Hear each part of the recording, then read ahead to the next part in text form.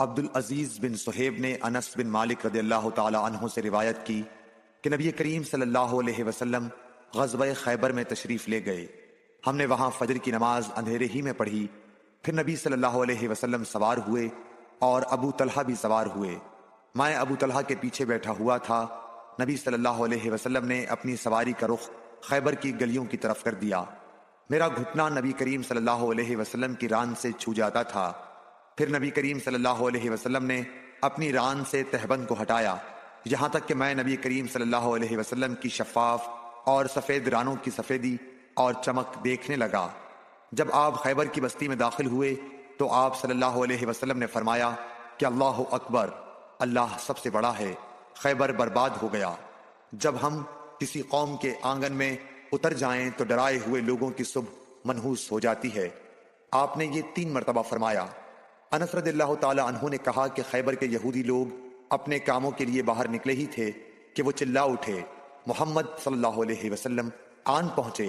اور عبدالعزیز راوی نے کہا کہ بعض حضرت انس رضی اللہ تعالی عنہ سے روایت کرنے والے ہمارے ساتھیوں نے والخمیس کا لفظ بھی نقل کیا ہے، یعنی وہ چلا اٹھے کہ محمد لشکر لے کر پہنچ گئے۔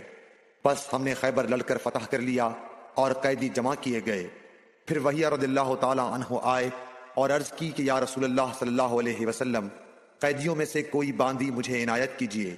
آپ صلی اللہ علیہ وسلم نے فرمایا کہ جاؤ کوئی باندی لے لو۔ انہوں نے صفیہ بنت حی کو لے لیا۔ پھر ایک شخص نبی کریم صلی اللہ علیہ وسلم کی خدمت میں حاضر ہوا اور عرض کی کہ یا رسول اللہ، صفیہ جو قریظہ اور نزیر کے سردار کی بیٹی ہیں، انہیں آپ نے ضحیہ کو دے دیا، وہ تو صرف آپ ہی کے لیے مناسب تھیں۔ اس پر آپ نے فرمایا کہ وحیہ کو صفیہ کے ساتھ بلاؤ۔ وہ لائے گئے۔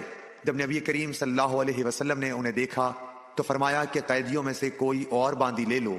راوی نے کہا کہ پھر نبی کریم صلی اللہ علیہ وسلم نے صفیہ کو آزاد کر دیا اور انہیں اپنے نکاح میں لے لیا۔ ثابت بنانی نے حضرت انس رضی اللہ تعالی عنہ سے پوچھا کہ ابو حمزہ، ان کا مہر حضور صلی اللہ علیہ وسلم نے کیا رکھا تھا؟ حضرت انس رضی اللہ عنہ نے فرمایا کہ خود انہی کی آزادی ان کا مہر تھا اور اسی پر آپ نے نکاح کیا۔ پھر راستے ہی میں ام سلیم رضی اللہ عنہ، حضرت انس رضی اللہ عنہ کی والدہ نے انہیں دلہن بنایا اور نبی کریم صلی اللہ علیہ وسلم کے پاس رات کے وقت بھیجا۔ اب نبی کریم صلی اللہ علیہ وسلم دلہا تھے، اس لیے آپ نے فرمایا کہ جس کے پاس بھی کچھ کھانے کی چیز ہو تو یہاں لائے۔ آپ نے ایک چمڑے کا دسترخوان بچھایا، بعض صحابہ کھجور لائے، بعض گھی۔ عبدالعزیز نے کہا کہ میرا خیال ہے حضرت انس رضی اللہ عنہ نے ستو کا بھی ذکر کیا، پھر لوگوں نے ان کا حلوہ بنا لیا۔ یہ رسول اللہ صلی اللہ علیہ وسلم کا ولیمہ تھا۔ Like, share and subscribe for more videos.